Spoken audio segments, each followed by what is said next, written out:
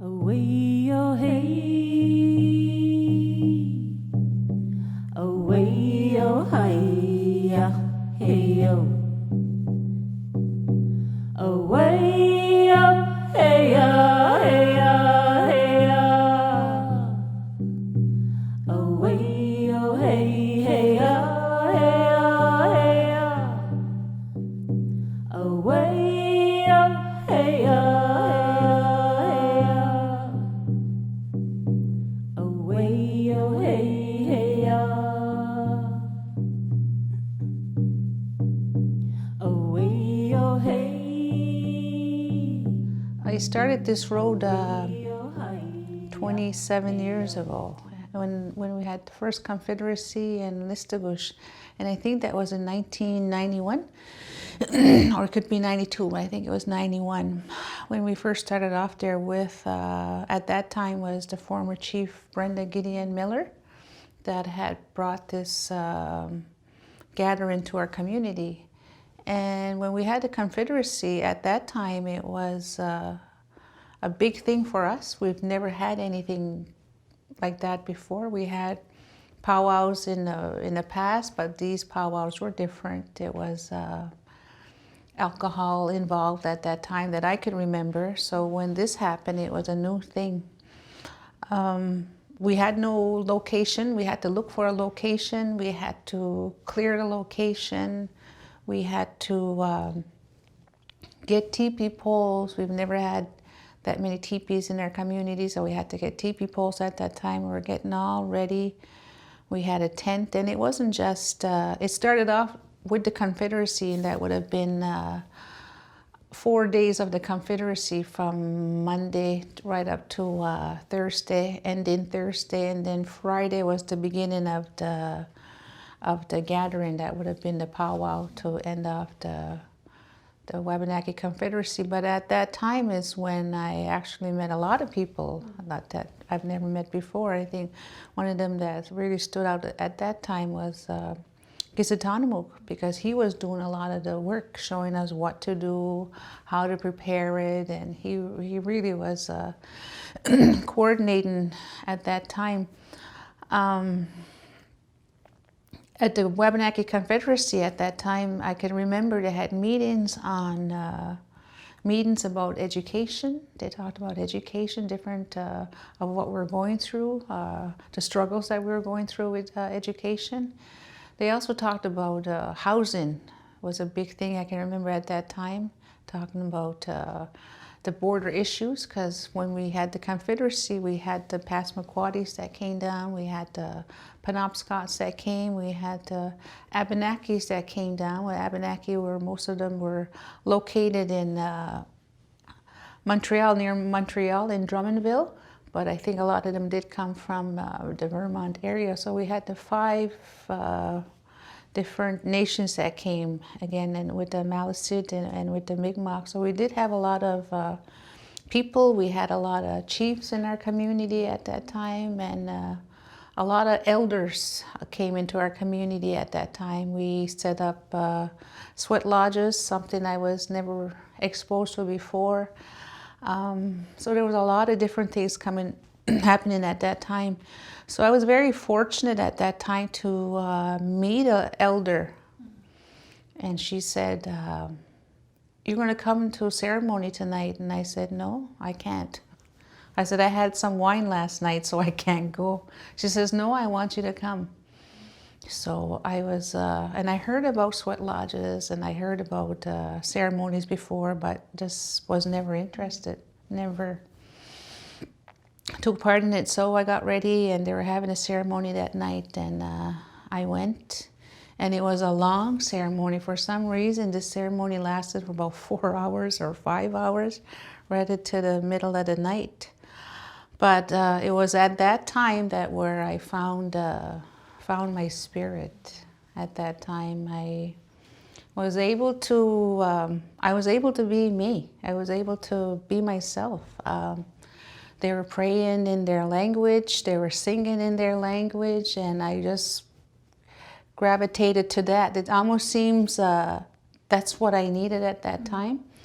And only years after that I realized that I was 27 years old at that time, and I said, for 27 years I carried a wounded spirit. And that's why when I went into a ceremony, I finally found something that I've been looking for all my life, and that was that medicine. I was starting to heal that pain that I've been carrying, and it just changed my whole world. And I think that's why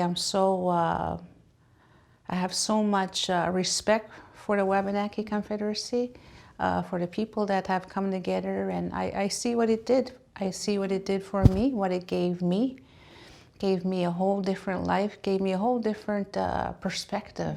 I was able to see, I was able to be proud of who I was, proud that I was a Mi'kmaq woman, proud to be living in Listugush. I was really, yeah, it's okay. I said, it's okay to be an Indian. It's not as bad as I thought it was.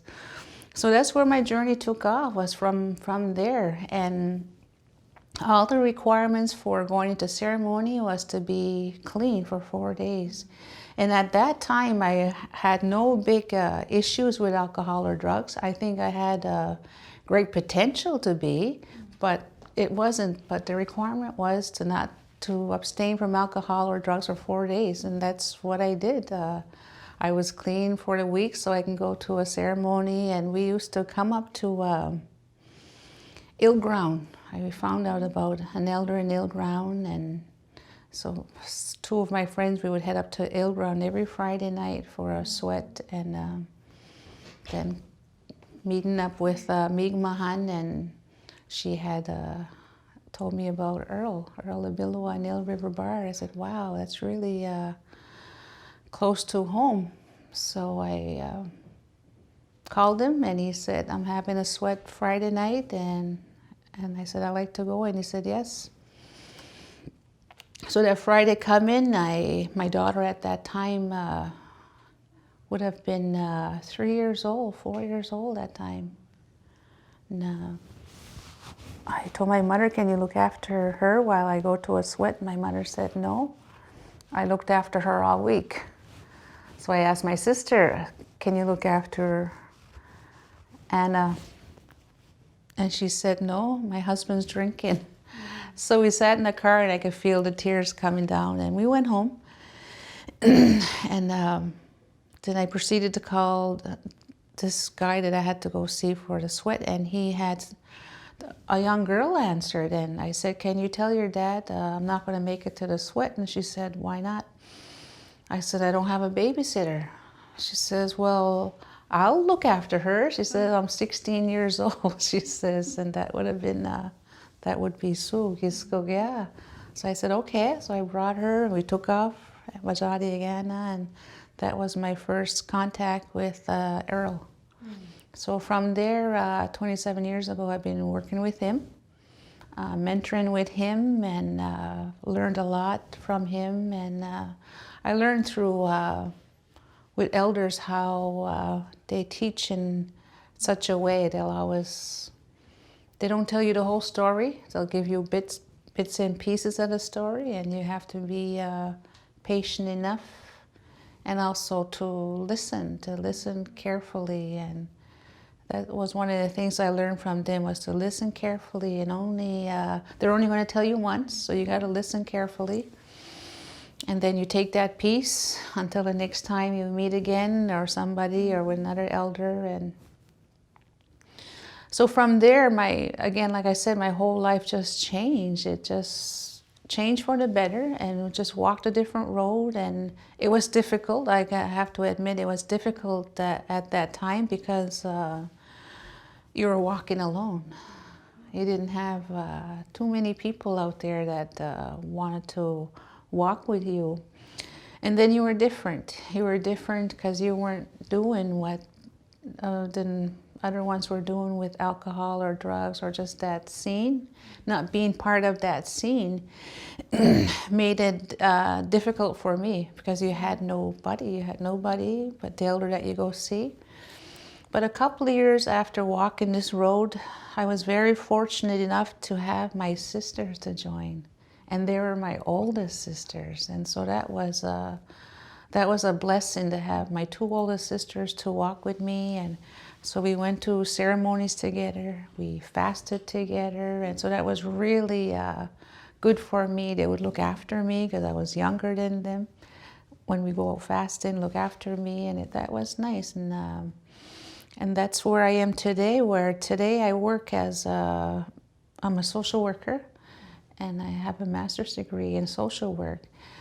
And I work with clients, and also I'm a supervisor of clinicians in Elzebukto.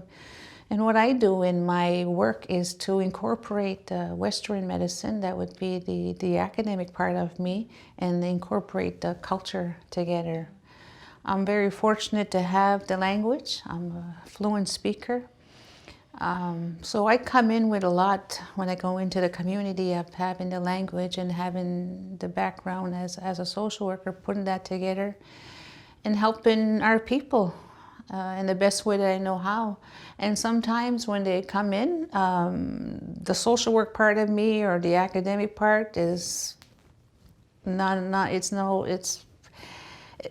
it's irrelevant. It's you can't even use it. So somebody comes in and you know, or I know, and because of my therapeutical background, that their spirit is wounded. So there's nothing that part of me, a social work, is going to help. So what I do is I'll ask the individual, do you mind if I pray? And they'll always say, no, they don't mind. So we sit down and I'll say a prayer, and you can actually feel that energy change and their spirit coming back as we diffuse. So I would do that, speak to that individual for an hour and a half, maybe, and they're back. You can feel that their spirit is back, they're calmed down, and that's our session. You may see that individual again, and you may not. And even with that, I don't document. How do you document that? I would just write down that I had a session, and because you can't. You can't. And I think a half of the time I won't remember, because it was an atmosphere it was a spiritual setting. It had nothing to do with trying to help her in the way that they want you to help them in the Western way. So once I know that individual is okay, and then we'll set up another appointment, and some will come back and some are okay again until they have a hard time. But I do that at work. But I also have my own private practice, the Sacred Fire Healing Lodge, whereas I do exactly what I do at work, but I have it in my own home. And I'm very, again, fortunate to have that. I have the sweat lodge in the back that I can utilize. I live in front of the water, so I utilize that. I utilize the water, where in the morning times we have a sunrise ceremony, and like today when they mentioned the water and the importance of water. So, and also, again, where we live in front of the water, I live by the beach, so I incorporate the physical activity to take a little walk and just to get that spirit moving, and again to honor that. And as I walk, it helps me to be present. And I love sunrise ceremonies, because it really brings you in the present moment, and that's where we should be. But far too long and too many times we live in the past, or we live in the future, and we forget about today. So when you see that sunrise, it's a magical moment. I live in that moment, and I give thanks, and I pray for my children. I pray for my husband. I give thanks for my sisters and brothers. I give thanks for all that we have today, the food, water, and the medicine. And I start off my day like that. And again, it just brings you back into that moment, and it helps me. It gives me that focus, gives me perspective. And again, just living in the moment. I try to do my best to live in the moment and try not to too far. So in my business, that's what I do today, and the business is something that I had talked about for many years. I wanted a place for us to go to that was safe. I wanted a place where we could light the sweetgrass. I wanted a place where we can sing, hear the language, again, to nurture that spirit. It was important for me to nurture that spirit, and also it was important for me to have a place that was safe, a place that was clean. I tried to give the best to our people because far too long we got crumbs. So I give the best of what I have, whether it's food or whether it's just the hospitality. I do the best that I can do to treat others the way I would want to be treated if I were to go anywhere else. And just that respect, that utmost respect for our people. And I think a lot of it I geared to women. And I was asked at one time, what is your population? I said, women. I think it's women, to empower women. And I think because there's so many things that we do, there's so many roles that we play, that at the end of the day, we're just right out, burnt out, and not knowing why. So once you start empowering the women and telling them, you know, you need to look at your life, the important things in your life that are going on, and to start delegating these tasks, and also for us to stop doing so much, stop trying to prove so much to our partners or our children, but we need to work together because I'm no good now. I'm burnt out. I can't help you anymore because it had happened to me. I almost burnt my house down one day because I bought a new stove, and it's one of them glass tops. I went home at lunch and I started making stew for supper. And I said, oh, I'll come back at 2 o'clock or 2:30 and it should be, you know, it should be okay. But when I came in at 2:30, the smoke was just bellowing out of the pot. And I said, oh my God, if I wouldn't have came in at that time, or if I wouldn't have had that expensive pot, it would have burnt the house. So at that time, I told my family, you know, I can't work and I can't cook. It's either one of the, I can't do both because I almost burnt the house today. So really at that time, I realized how we try to juggle so many things in our life and we can't do it. And we end up getting hurt. So it was important for me for women to start looking after themselves, look after themselves, and not just for their physical well-being, but for their emotional well-being and for their spirit. And also giving back to our family, giving back that autonomy that, you know, you got to do these things. You have to learn to do these things. I can't keep doing it. But at times we think we're the only ones that can do it. We think we're the only ones that could cook or do the dishes in this way or clean up this way. So after that, I started feeling much better when I started giving away some of these tasks, and I started feeling better. And then I went back to school, you know. After doing that, I went back to school about 11 years ago. I went back to school, and that's when I did my social work degree. And even then, when I did my social work degree, I had a difficult time. Because English is my second language. That I didn't even know. I just thought I was having a hard time, and I think we were always raised where, went into the schools when I was 6, 7, and I didn't even speak English. I was just put into an English school, and I was totally immersion, so you had difficult time, you went through a hard time.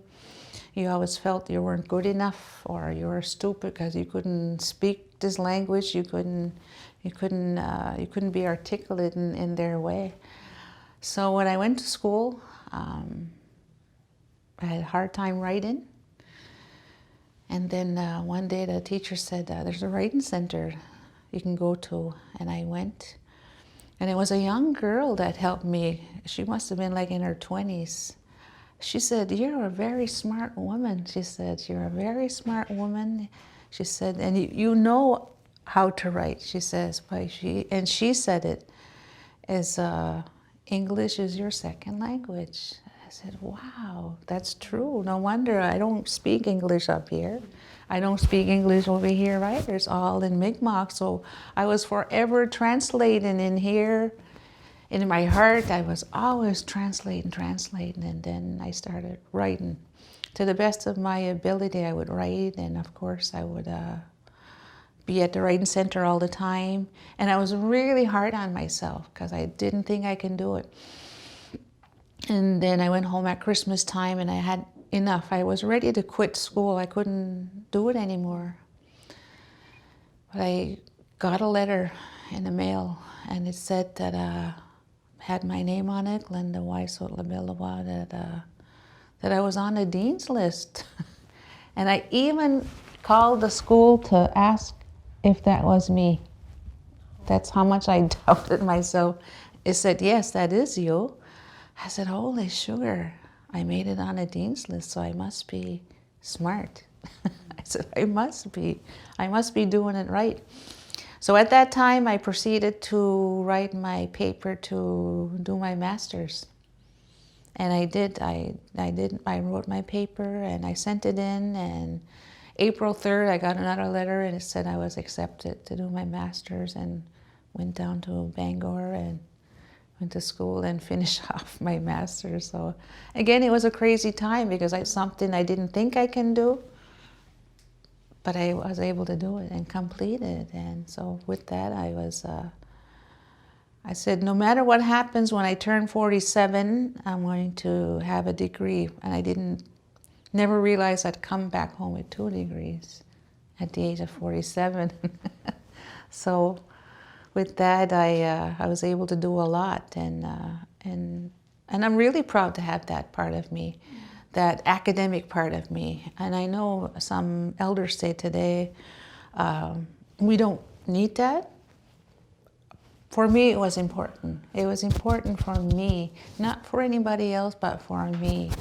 It was important to do that and to accomplish that. And then I see how my 2 daughters today, how they strive and how they, working on their own education. My oldest one she did her sustainable agriculture degree. Now she's working on another one, environmental science. So it's important. So I think what they've seen me go through, they're taking that and going with that. So I think that pretty well talks about profiling dan delnove.